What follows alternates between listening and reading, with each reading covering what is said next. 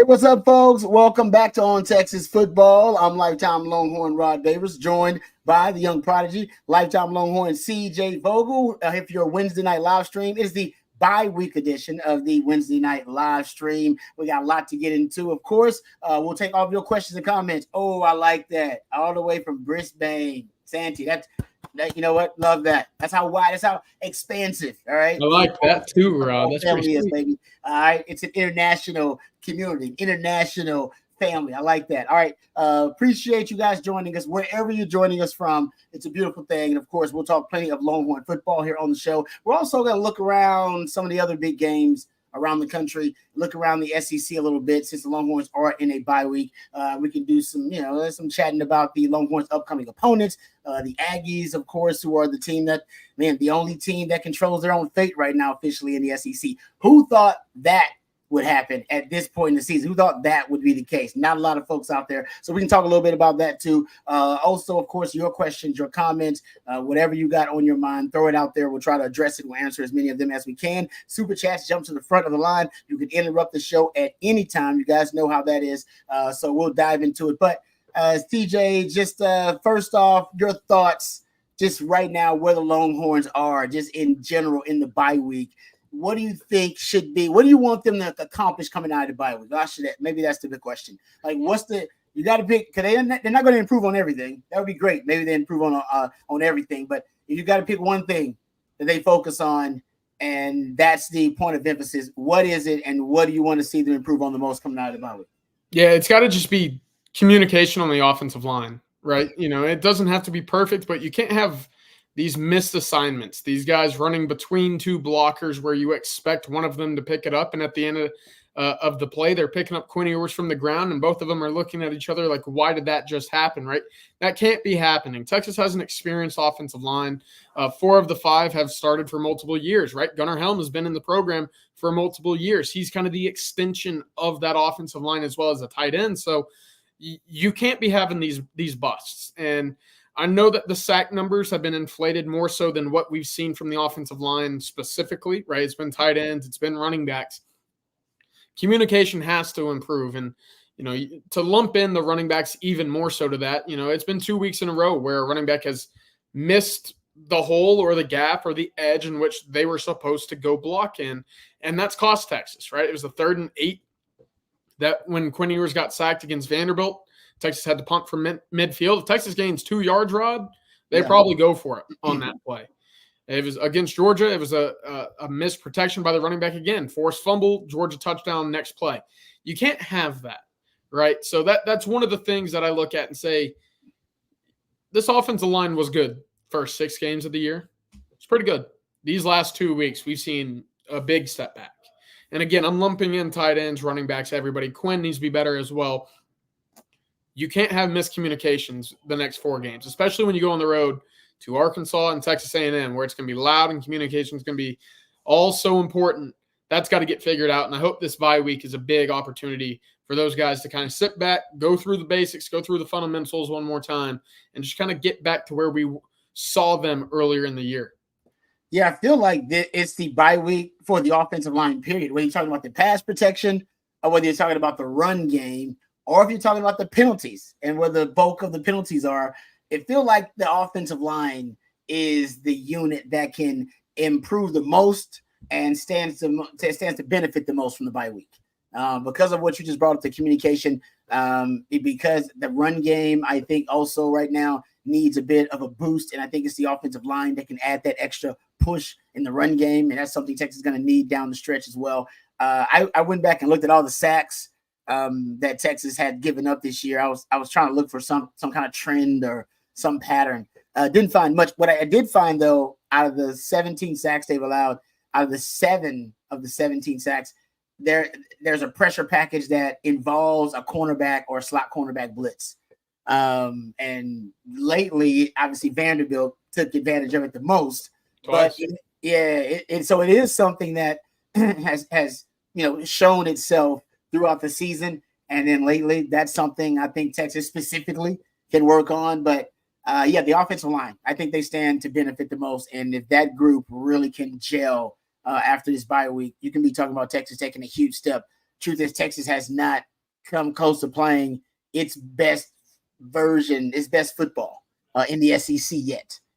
So that's a promising thing that at one point, if they improve every week, they could get there. All right, now we got some questions here. We'll get to those.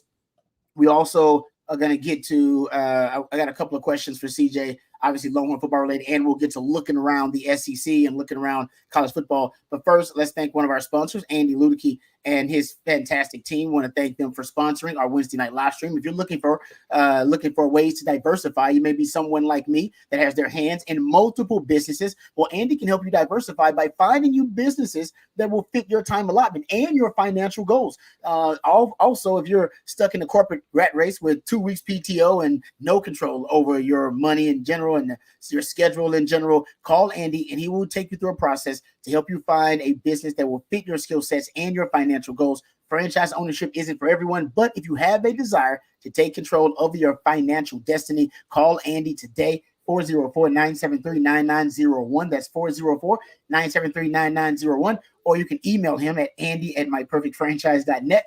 That's andy@myperfectfranchise.net. And we appreciate Andy Ludicky and his team for sponsoring our Wednesday night live stream. All right, before we get into some of the games around the country, college football games in general, and of course some of the SEC games, let's hit some of these questions. And appreciate you guys throwing out some of these questions. We'll try to get to as many of those as we can. If you got something that is urgent, just throw it out there as a super chat and we'll hit it quick and fast, post haste.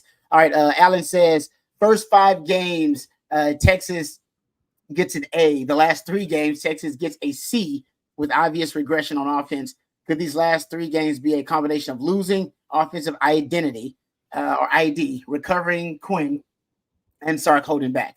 Thank you, Alan. Yeah, I've heard this theory about Sark holding back, like he's ultimately setting up, the rest of the schedule potentially down the line because he is some of this regression, I guess, or the change and shift in identity is so that he can break tendency later.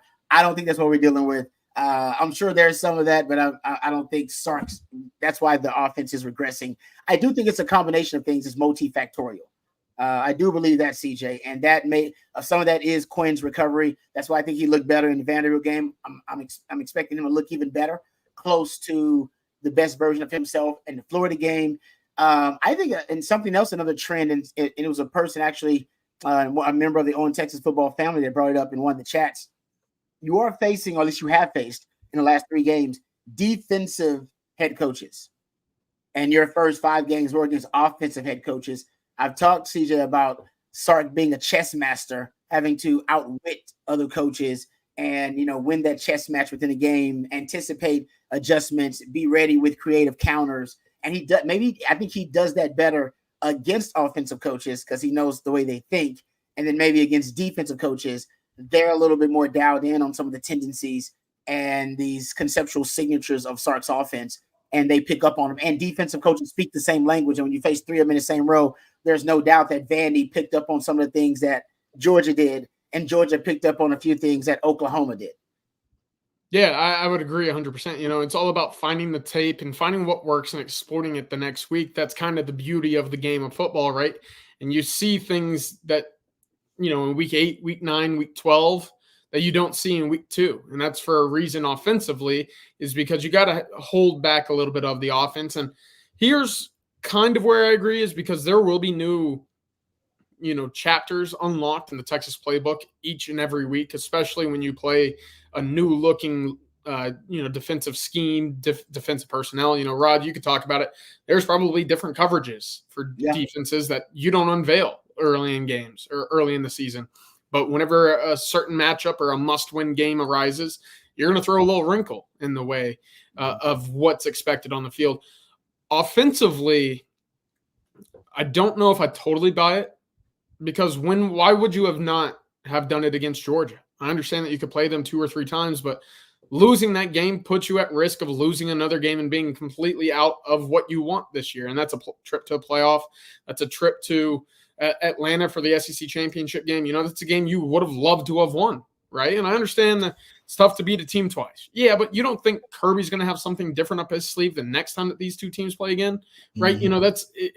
I don't like the idea of holding back. Yeah. You know, you go out there to win every single game. So I don't think Sark is holding back. I don't think, you know, there's a limitation going into games. I do think that there's certain aspects of his playbook and overall scheme that is going to be emphasized depending on personnel, strengths, weaknesses of opponents, and that's for every game. But to the question specifically, you know, there can't be any holding back moving forward, right? You have your one loss. You're going to be on the road against Arkansas and Texas A&M. Those are the games that you have to win to move on to go play in Atlanta or the playoff. You've got to peel back, you know, kind of the wrap on those old playbooks, dust them off, whatever you got to do. Get Quinn going again. And, you know, I think it's one of those things where whatever you can do to get Quinn in a rhythm, do it. If it's the short throws, if it's the screen game, if it's the intermediates, whatever you can do. Because we've seen him in rhythm, Rod. I mean, 17 straight, it's pretty good. I don't care where the ball's going. Exactly. That's really darn good. That's as much as you can ask for. You ask a quarterback to throw a football, the expectation, the hope is that it's completed. For 17 straight dropbacks against Vanderbilt, that's what we saw. That's what you want from your quarterback. So I'm all for it. You know, just find ways to narrow down the self-inflicted wounds. Mm-hmm. Yep. No, I agree with you about Quinn too. Keep Quinn in the groove. The offense will always click better with Quinn in a rhythm and Quinn consistently, you know, confidently throwing the football and the high level and the ball out of his hands quick. That's when he's at his best, guys. The truth is, when Quinn holds on to the ball a lot longer, that's when some of the flaws are start to be exposed. And I think that's what Sark knows that about his young quarterback too. All right. Good question there. Going back to Todd here. He says, I would like to see an adjustment on offense. Big 12 personnel with Ogbo or other big guy in a tight end number. The two wide receivers will be Bond and Golden in that set with Wingo and Moore working in. I don't know. Great question, Todd. CJ and I have talked about it. We don't know why we haven't seen the Big 12. They call it their Big 11, Big 12 package. That's the sixth offensive lineman in as the extra tight end. I don't know why we haven't seen it. I have no idea. I thought it was a change up that he was waiting to throw out there against Oklahoma in this stretch, right? The Oklahoma Georgia stretch. I was like, are we gonna see it in one of them games? Because that's why he hadn't shown it. We did not see it in either one of those games. I don't think you're going to see it. And I don't really think there's a need for it. You know, what is that 12 personnel? What did that 12 personnel group or, you know, 12 jumbo group with the 6 offensive linemen? Rod, I think you might have the numbers. Correct me if I'm wrong. A year ago, it wasn't overwhelmingly successful. Not in the run game. It wasn't the passing game. It helped you. Your yards per attempt were 12 yards per attempt. So it helped you there. So if you want the ball downfield and throw it deep downfield, you got an added layer of insulation and pass protection. But it's not to play bully ball necessarily. And if that's what you're looking for with this offense right now is to find ways to successfully run the football again, you're not going to go back to it, right? That's not something that was a remedy a year ago. It's not going to be one that's a remedy now. It could, obviously, to your point, Rod, help in the passing game. But when have we seen Quinn consistently take shots down the field? Not since he's been back from injury, right? You know, and even against Michigan, a lot of those throws that he made vertically down the field, he was scrambling, extending, and then finding guys open. So I don't know if you're going to see it this year. And again, what's the necessity for it right now? You run 12 personnel with Juan Davis and Gunnar Helm, and shoot, you could even add Amari Niblack into that. But go back to Georgia. I made the tweet out from this. 24 snaps, you were in 12 personnel against Georgia. You averaged 7 yards a snap, including penalties, right? Like it's pretty successful. And so you add a different weapon with the ball in his hands with Juan Davis. They're trusting him more. You can put him in the backfield. You don't have to necessarily use that time to take a guy off the field, add another on, slow down the momentum or slow down the speed in which Texas likes to go up tempo with. That allows defenses to adjust as well. Sark likes to stay in 11 and 12 personnel. I don't think you're going to see the jumbo package this year unless something drastically changes where you get a very favorable, advantage or mismatch in the trenches there. It is strange though, because, last year you had depth at tight end and he still used the Big 11, Big 12 package a lot more last year. And even in 2022 than he did. Something happened in Sark's mind, the way that he had to pivot with the offense, maybe after CJ Baxter went down, maybe after the Quinn's injury, whatever. But yeah, for some reason he has decided to scrap it. And maybe you're right, CJ. Maybe he believes it's just, hey man, there's no place for it right now. Yeah. Thank you for the question. Obviously, there is not. We're 8 games in, and we I haven't haven't seen seen it. There's a reason for that. I mean, he ain't just forgot about it. All right, none your business. Like that says, are we ready to stop with the one and done first round pick talk with Cam Williams after he's been exposed a bit these past 2 weeks? Probably so. I will admit that has not just been because I know Jerry said that it would happen, but early on there were some mock drafts that had Cam Williams really high up. I mean, Pro Football Focus. There was some ESPN mock drafts that had him really out there. So it wasn't just, us, obviously talking up Cam Williams.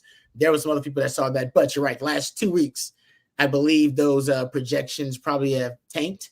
And so is his draft stock now. But he still got all the raw material. Now they're just worried about him having it here because of the penalties and some of his technique in pass protection. Maybe, but as a run blocker, I still think he's a plus run blocker. Right yeah, now. Absolutely. He's a plus football player, and he's great at right tackle, Rod. And you hear about quarterback all the time. You'd like to have a certain amount of snaps, dropbacks, games for these NFL guys to go out there and take a chance on you early in rounds. And I think the number for college quarterbacks is 25 games. It wouldn't hurt Cam Williams to have 20 games or so. Just to kind of alleviate some of those false starts. He's kind of regressed back to what maybe was expected, because I think first 4 or 5 weeks he was playing out of his mind, and a little bit of that maybe because of the competition that was played against, right? You're playing Colorado State, UTSA, ULM, no disrespect, but Cam Williams should be winning those games, and when you play a Georgia, when you play even a Vanderbilt who has some SEC level guys coming off the edge, it's probably worth looking at saying, okay, what can you improve upon and how many games will it take you to get there? I'm not saying to come back 100% next year, but it's certainly not a first round pick that we're seeing at right tackle right now. Yeah, I get you're right. I mean, he still could leave and he'd just be a, mid-round pick or something like that. Nothing wrong with that. Yeah, no, not at all. Start the process. Your second contract is where you make all your money anyway. Yeah. But I will say this, you just brought it up too. It's interesting about you talked about 25 starts being the thing. Matt Miller does great work for ESPN at NFL Draft Scout. He's worth a follow out there, guys. He does really good work as a draft analyst. He tweeted out after the Anthony Richardson benching, which has been a big conversation in the NFL. If you're not following it, it's okay. No big deal. But Anthony Richardson got benched because he was completing less than 50% of his passes. He's basically one of the most inefficient starting quarterbacks in NFL history. But he's only had 10 starts. And what do you have, like 13 starts at Florida? Like he's really young. He's 22 years old, very young in his development. But he tweeted this out in response to that story. Scouts and agents are telling college quarterbacks to not leave school until they've started 2+ years. I like it. The NFL doesn't truly develop quarterbacks anymore outside of rare exceptions. And that's kind of the macro discussion here. It's like, well, the NFL, they keep benching these young quarterbacks because they don't really believe in development. If you can't show you have that it quality early, they're ready to move on early and go to the next possible option.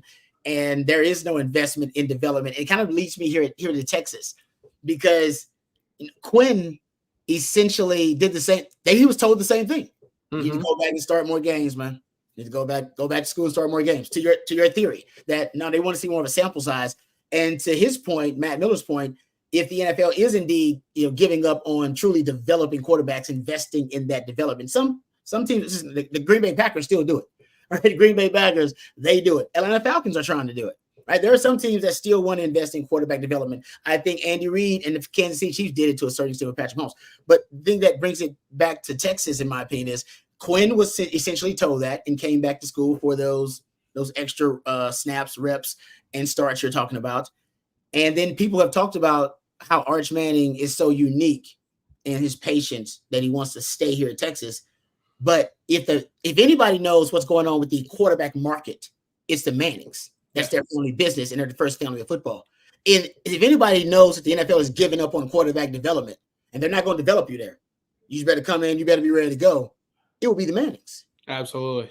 Even more reason to have Art say, hey, man, you need to find a quarterback guru, all right, at the college level, good system, who can teach you how to be a pro quarterback in a pro system with sarcasm and teach you actually and develop you into being a high-level quarterback and cultivate all your high-level tools. And that and sitting is a big part of that, right? That's part of that development. The Green Bay Packers talked about Kansas City Chiefs, Patrick Mahomes. That is part of it. Like, now I want you to sit and learn a little bit so we can ease you into this thing. And it seems like here at Texas, Malik Murphy wanted to stay and study under Sark, right? And because I wanted the benefits of Sark. And Lincoln Riley's got that kind of reputation too. But it is unique that Texas, because they're NIL resources, you can be a backup as Malik Murphy or Arch Manning and still get NIL dollars. If you are the starter, you'll get the private jet endorsement, stuff like that. But with the rest of college football kind of suffering because of the turnover of the transfer portal and quarterback development being becoming more and more of a rare thing at the NFL level, and it has to be at the college level because of the transfer portal. Yeah. Guys don't stay anywhere and develop in the system. But at Texas, right now they're trending toward being the school where guys do stay and develop in the system. Quinn just did it. Arch is doing it. And I'm just saying, you know what I mean? You see, it might be what Texas could be the unique exception to kind of what's going on right now in all of football, where there's no investment in quarterbacks either. You got that it quality or you don't. If you ain't got it, move on. And college football does it too. Yeah, I totally agree. Again, I mean, you look at it in the sense of how important development is in college. The job of the head coach is largely dependent upon how the play of the quarterback is.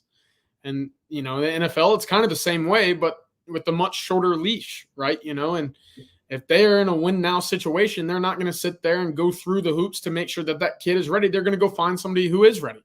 That's what the culture doing with Joe Flacco right now. So I think you're right, Rod. I mean, Texas is a unique spot because Sark has that pedigree, that history, that development, that leash or that kind of laundry list of guys that he can go down and say, yeah, just look at them. They're all gone to the NFL because, they've come played for me. And, Lincoln Riley might be another guy. Miller Moss stuck behind Caleb Williams for 2 years just to get his chance. And I know it hasn't necessarily worked out that well this year for USC, but it's a heck of a football player that was sat on the bench, kind of put away until it was his turn. So you will see Arch at Texas for 2 years. I think that is going to be my prediction for him. You'll see that 25, 30 snap count, hopefully more if you're a Texas fan. But with that said, it bodes well for future guys who want to stick it out and get on the field when it's time, because they'll be juniors or they'll be upperclassmen who have waited their turn. The days of Colt McCoy are kind of gone in my eyes with Sarkisian, because these guys are going to have to wait their turn. You're not going to have a 4-year starter. And a lot of times that's going to pay off because they're going to be there for 3 years, know the system, be familiar with the pass catchers, come in right away and understand what it takes to win football games. And that's very important. Yeah, it's just I was thinking about it, obviously discussing the Anthony Richardson situation, and I try to tie everything back to Texas anyway, but I actually thought, no, it does tie back to Texas. Texas is right now going against the grain of everything happening with the lack of quarterback development everywhere. And I think that's why Arch is staying those 2 years, and I think that's why Arch was cool to sit behind Quinn to learn a pro system with a guy that has a stamp of approval that the NFL respects. That no, this is guy's he's legit, and of course he has to name that obviously that brings a ton of respect. So he doesn't need Sark, but I think he wants the developmental aspect of what Sark brings to the table, coaching him hard as what Arch has talked about. All right, let's get to the questions. I know I boss hogged a lot of the chat with that. Kenneth says, Rod and CJ, what happened to all the flip predictions? CJ, what happened to? Were there a lot of flip predictions? I don't know if that was. Texas, I mean, they're still going, right? That signing period, December 4th, still a ways away. You got a month and a week basically to get ready for guys to sign.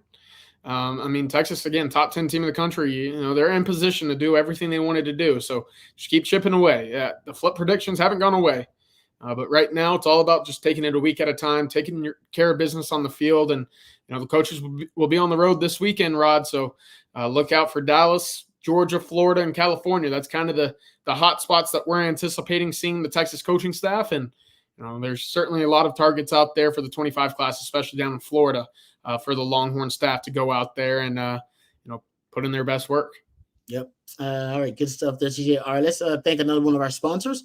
This time, the Carrot Concierge. We appreciate her and all of her support of On Texas football and our Wednesday night live stream. If you're looking for the right gift for the right woman in your life, make sure you check out the carrotconcierge.com. Jody Reynolds is a personal jeweler. She is the Carrot Concierge with an office right there in the heart of Westlake. Jody focuses on helping men purchase the special gift for that special woman in their life. You can use the QR code. You see it right there on the screen. To see even more, you can visit her Instagram account or her website, thecarrotconcierge.com.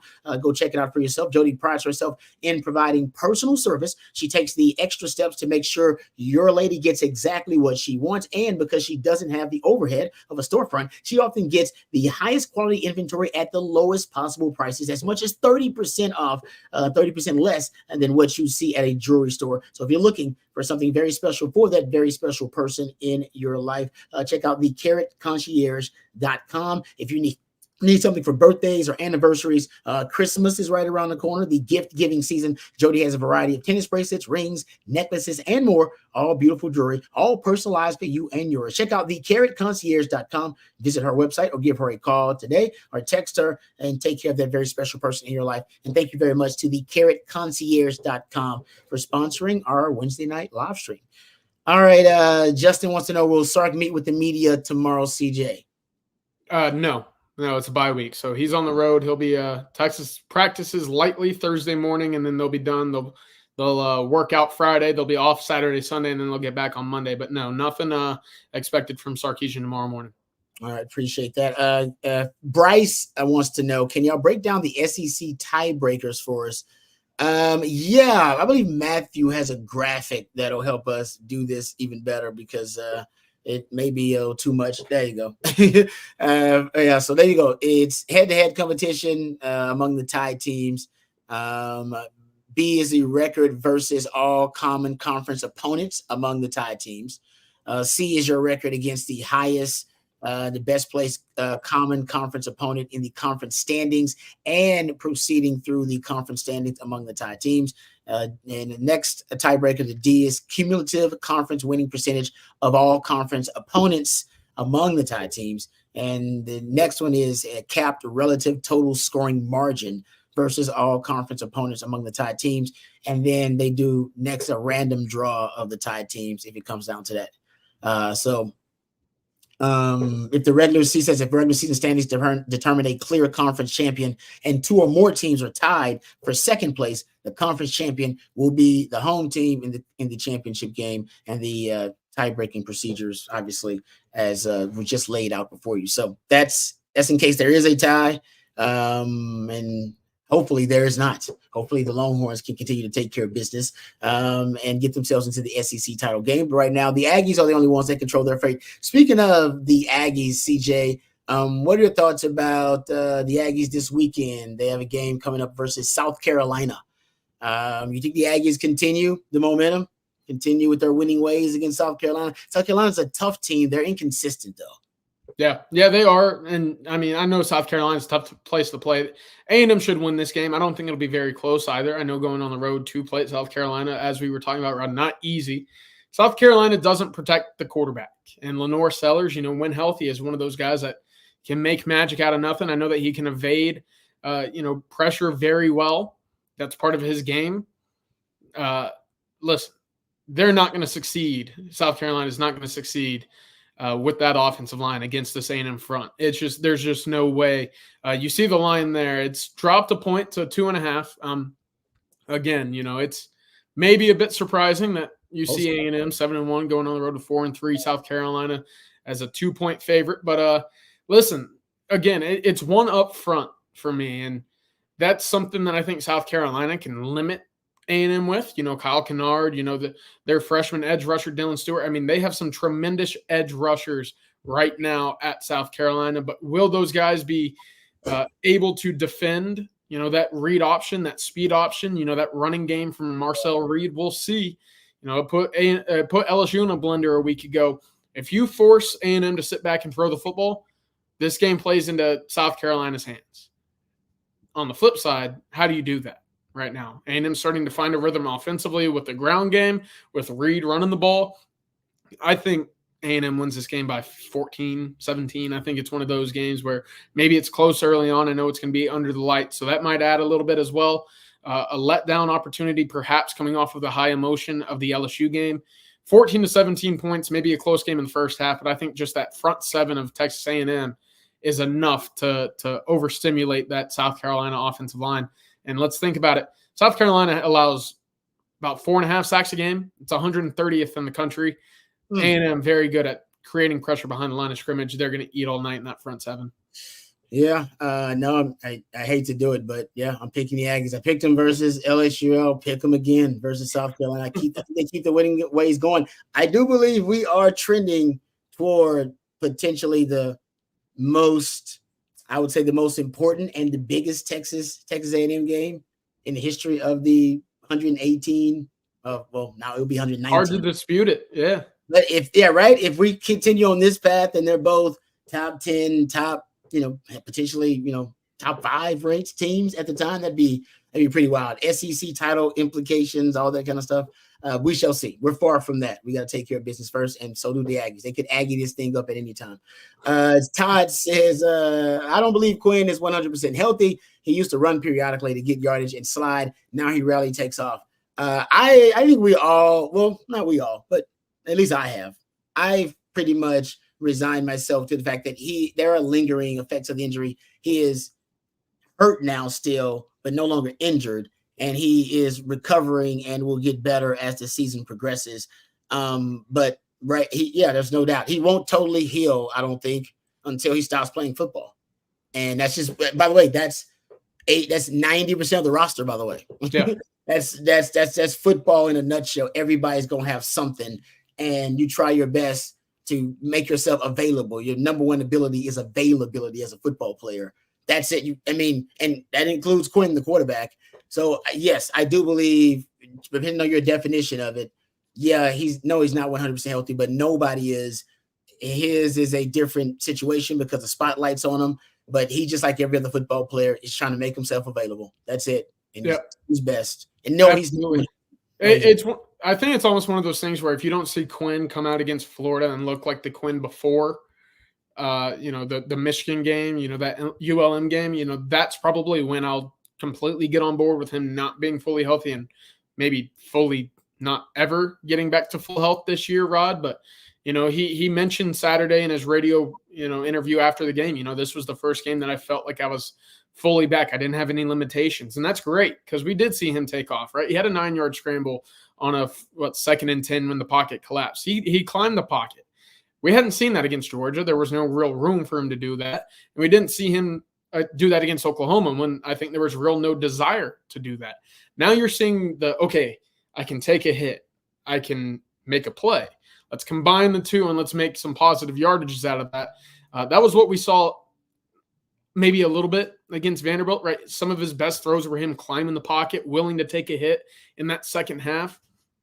That's fine. You don't want Quinn to get killed. That's for sure. You'd prefer him not to get hit at all. But the willingness that he showed in that second half to at least absorb some contact, that's a positive note for me.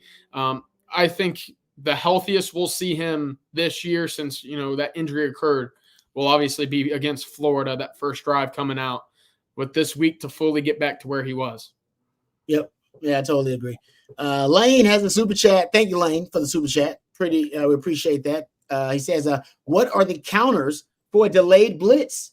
I assume you don't want a hot route to sit around for 2 to 3 seconds. That is a great question, Lane, because I think there are 3 things that from the last 2, maybe even going back to Oklahoma too, 3 concepts that are starting to give the offensive line trouble. Delayed blitzes or delayed pass rushes is one of them. A-gap blitzes is another. And the cornerback blitz, there's no doubt. We brought that up earlier. It seems like those 3 concepts have given them the most trouble. And the delayed blitz, you would think, Lane, just getting the ball out quickly, which a lot of Longhorn fans are upset with it, calling Quinn kind of a check down Charlie. But getting rid of the football quickly, getting out of his hands, and letting the offense become more of a yak-oriented offense, which damn near 80% of Quinn's passing yards were yak yards in that Vanderbilt game. That's the way, right? Because, that delayed blitz does nothing. It's basically, it's moot at that point. So I think when Quinn holds onto the ball, when they're trying to go downfield, that's when you start looking for a way to counter the delayed blitz. And I would think I got to go talk to some offensive linemen. For me, it's got to be on the communication of the O-line, depending on how they're blocking, if they're zone blocking, if they're slide protection. It's a great question, Lane. I would ask them some smarter football minds than myself about that, because I'm not sure as a defensive guy, actually. Are there any specific keys that you're reading, Rod, when you're coming off the edge on a delayed blitz? Is it, the eyes of the tackle, maybe wait a little until the tight end or running back clears out? Is it just go?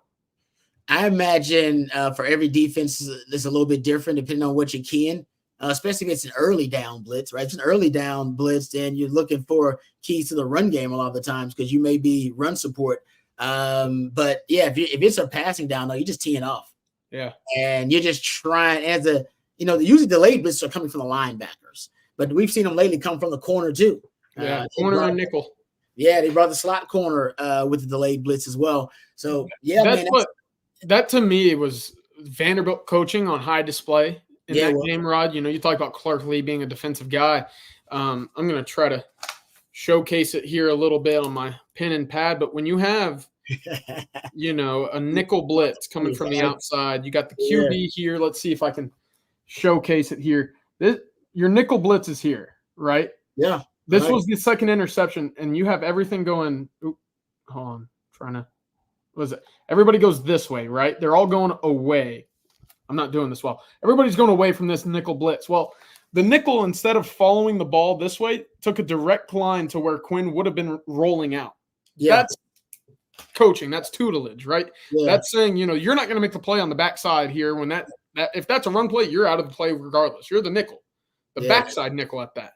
Go for the quarterback, because in the one instance that it is a PA waggle, it is, a boot, whatever you call it, you're in a position now to make a play, and that's exactly what he did. That's great coaching in my eyes. And again, I'm not excusing Quinn, because that's a throw that he should be making, a third-year guy over a blitzing nickel, whatever you call it.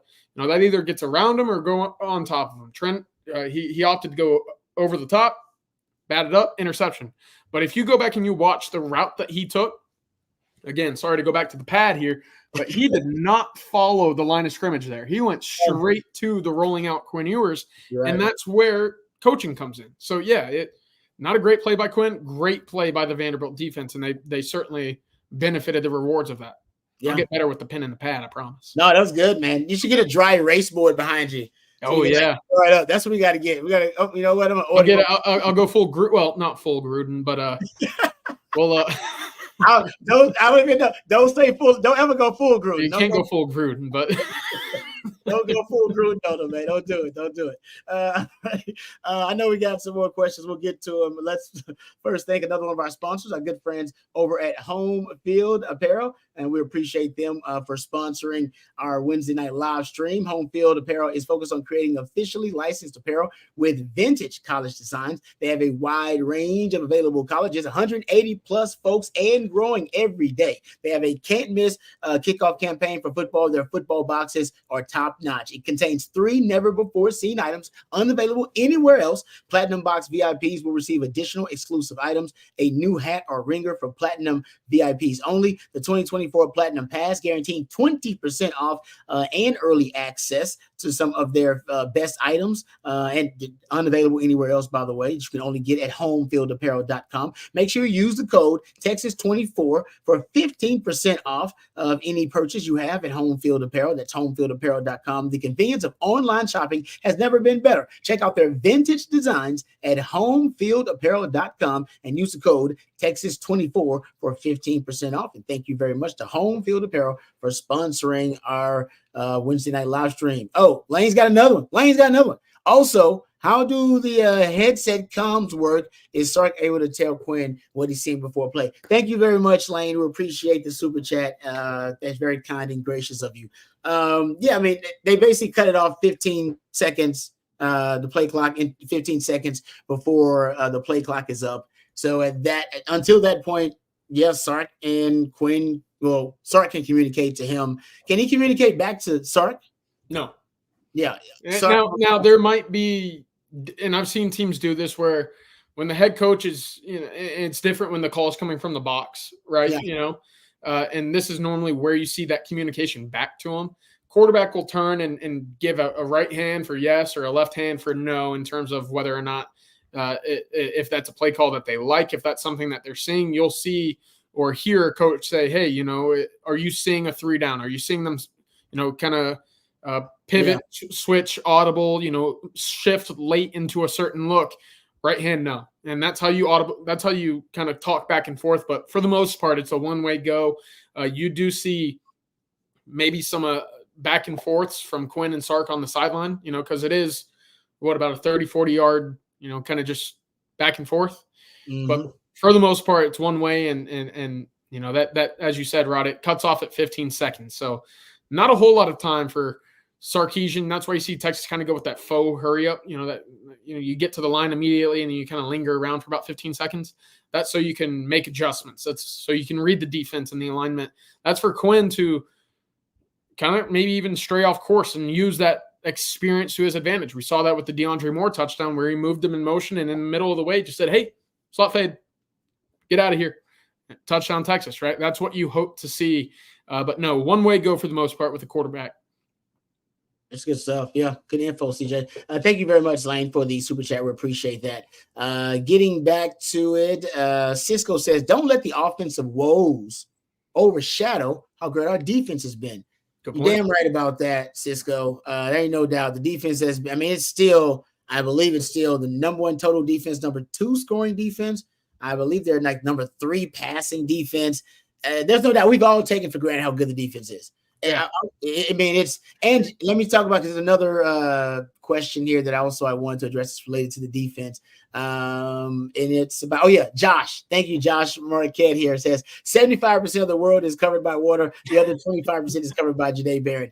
Janae Barron also, congrats to him. He was announced as a semifinalist for the Jim Thorpe Award, going to the best defensive back in the country. I saw your tweet, CJ, basically said they might as well just take off the semi. Yeah. No need for it anymore. Now, semifinalists, for those unaware, that's the final 15, right? So what are we, about 10 weeks into the year? 10 weeks? You got 15 guys up for the award, quote unquote. Now that could change. You could have, guys obviously added to it. Finalists, obviously, you'll see guys cut from it. Yep. Cut normally means you get down to about 4 or 5. Right now, I have a hard time looking across the country, Rod, and seeing 4 or 5 guys playing better defensive back football than Jade Barron. That's the honest truth. Yep, I'm with you. No, I agree with you. I pay extra attention to a lot of DBs around the country. Yeah. He right now is playing like the best defensive back in the country, guys. You know who else was added to that that semifinalist list? So the top 15, Will Johnson, no surprise, Texas saw him week 2. Yep. How about Jalen Catalon over at UNLV now? Hey, whoa. Yeah. But you know what? We all knew he had that talent. He just couldn't stay healthy. Now he's standing on the field. It's not a shock to you're like, well, he did have that talent. He was starting games in Texas when he was healthy. I think he's got 5 picks this year. So he might be threatening for the Thorpe too. My bad. Okay, there you go. No, top competition there, 100%. But yeah, you know what? I would say today that Georgia game helped him out though, because big game performances help you out a lot. That Georgia game helped him out big time. He had 2 picks in that game. That's what we were hoping to see from Quinn, right? In this Heisman conversation, you win Georgia and you have a big day and the whole world watches. That's what you want to see. Didn't happen, obviously, but that same recipe, that same formula applied to Jade Barron, where everybody said, "Hey, man, this guy should have had 3 picks." That's true. Good point. I can't give you a stat about Texas defense that makes it even more impressive. So if you look at the highest percentage of total points allowed that followed an offensive turnover, Texas right now, 33.7%. That is the highest in the power among the Power 4 teams. So that's pretty good. That's a nice little nugget. All right, let's get to some questions here. I know because we're getting close to the end of our live stream, and thank you guys for joining us and for your participation. Country Boy says, Country Boy, I like that. See, you know what? Country Boy, I like that. Says, Rod, what would going up tempo early help the O-line? What going up tempo early help the O-line and the offense? I thought they were going up tempo in that Vandy game quite a bit. See, first half. Yeah, it seemed like when they would get a good positive gain, it seemed like it was almost automatic that they would at least try to get to the line quickly. And I thought they were snapping it rather quickly too. So I think that is something that they tried a little bit more of. You know what that does to a defense too? You know, you can talk about the offensive line, the pass rush and whatnot, and it slows them down. Sure, you're having to run much more than you're used to, and you get less time in between snaps. For a defensive secondary, you're playing on your heels. They're going quick. I can't get beat deep. We can't let these guys get over the top of us because they're going fast. You know, they're picking up chunk plays. The communication is not there. You know what that leads? Space underneath, and that's where Texas, you know, for that entire first half was really making a lot of their money, was saying, hey, get the ball out. Let's go. DeAndre Moore, Matthew Golden, block for one another. Go. Jaden Blue, we're going to dump it down to you. Gunnar Helm, go. And that's what happened. You know, Texas found its rhythm, and they find that rhythm, Rod. You know, I've talked about it. There's probably 3 or 4 possessions per game that we've seen aside from that Georgia game where Texas just goes on a scoring run. And it goes from anywhere from 17 to 24 points. You know, they just score. And then for whatever reason, they can't replicate, or there's an adjustment made or whatnot. But you see that scoring run happen in multiple consecutive possessions. If they can continue to do that and put points on the board like that, you know, we saw it against Michigan. That game was over at halftime, essentially, because 17 points were added to the board in the final 5 minutes of the first half. I mean, that's tough. That's tough for a defense to overcome. And a lot of that stems from that tempo whenever there's rhythm on the offense. Yeah, no, it's good stuff.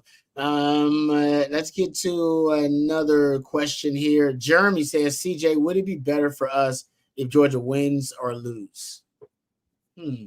Better for Texas if Georgia wins or loses. It would be big for Texas if Georgia lost. You don't want a team that has a tiebreak advantage over you to be in a situation where that's the reason why you get out of the playoff, right? This is why it's so big for Texas, obviously, to beat Texas A&M, because they would then have the one-loss tiebreak over the Aggies in this situation. So you'd like Georgia to lose. You'd like for everybody in this race to lose. That's not Texas. With that said, I don't know if Georgia will lose again. You know, that team looks to have a lot of momentum following that Texas game right now. Yeah. All right, let's get to Jose. He says, CJ, do you think the way Sark is handling the 85 scholarship rule is the right way? Kirby Smart is already going for 105. Well, who do you think stands to be right, or who is flat out wrong? I heard Sark talking a little bit about this and saying that basically he doesn't want to offer kids and have to leave them out in the cold, pretty much. Because he doesn't know when they change obviously the scholarship, there's no scholarship limit. It's going to be a roster limit. When they go to that, he's saying he doesn't want necessarily to have to, you know, deny a young man something that he promised him if things change. So he says wait, right? Yeah, I think that's the right way. It has to be, right? You know, for 20 kids, most likely than not, coming from the state of Texas to be promised a scholarship to play for Texas and then to be turned around at the door as they're trying to walk into Jester Hall or whatnot, Rod. I mean, that has to be the route that Texas and these coaches take, at least in my opinion. You offer 20 spots. That's 20 coaches, 20 high schools, 20 friends, families, across the country that are now spited, right? Yep. You know, by the University of Texas. So I think that they're going both ways. You know, they got folks kind of preparing for one, preparing for the other. Right now, I think Stark's doing it the right way because, again, you can fill 20 spots at the University of Texas pretty easily. Now, will they be as top end as you hope? Perhaps not. But I do think that there are 20, you know, Michael Taffs out there waiting to jump ship from wherever they might be to go play at Texas if that switch comes and, you know, they're able to have 105 scholarships. Yep. Good stuff. John Covert says, love the show. No way A&M wins by 2 touchdowns. You're probably right. Carolina's defense is legit. John, you're probably right. Rod, maybe I'm taking a page out of your book here saying, you know, it's an easy win and, you know, nothing can go wrong that way. You know, I don't know. It's blowing up in my face. I was picking Aggies ironically, and then they won. So now I'm like, well, now I don't know if I should keep picking them or not. Either way. Yeah, but now you look like you know ball, and that's all you can ask for. That's why. That's true. I'll take the wins where I can get them, man. Yeah. Wherever I can get them. All right. I know we're getting close to the end here, so let's thank our last sponsor. Let's thank our good friends, Andy Ludicky and his team. We really appreciate them being part of our team and sponsoring our Wednesday night live stream. So if you're someone like me that has their hands in multiple businesses and you want control over your financial destiny, then maybe franchise ownership is right for you. If you think that could be the case for you, then call Andy today, 404-973-9901. He's an expert at placing people in the right franchise that fits your strengths and your finances. Franchise ownership isn't for everyone, but if you have a desire to take control of your financial destiny and you're still getting stuck in the corporate rat race with 2 weeks PTO and no control over the money you make in general or your schedule in general, call Andy today and he will take you through a process to help you find businesses that will fit your skill sets and your financial goals, because franchise ownership isn't for everyone. But if you have a desire to take control of your destiny, just give Andy a call, 404-973-9901, or hit him up via his email at andy@myperfectfranchise.net. That's andy@myperfectfranchise.net. Thank you very much to Andy Ludicky for sponsoring our Wednesday night live stream. All right. How Jonathan will end it on this one says, CJ, I don't know what's gotten into me, but I want that game in College Station really bad all of a sudden. Tired of the Aggies yapping about our team. Thank you, Jonathan. I said this before the season started, and Longhorn fans wanted to mock and ridicule it. I said, guys, we have to discuss the possibility that the Aggies could be good when we play them. And they're like, that ain't gonna happen. The Aggies are dysfunctional. They're a dumpster fire right now. They're kind of rebuilding their brand, all this. And I agree. I was like, yeah, we'll see. And the Aggies right now are pretty good. Yeah. So I think it's a reality. Actually, some people are saying it's a likelihood, actually, CJ, that there will be SEC title implications when the Longhorns go down to Aggie land. Like that'll be kind of a spot in the SEC title game on the line kind of thing.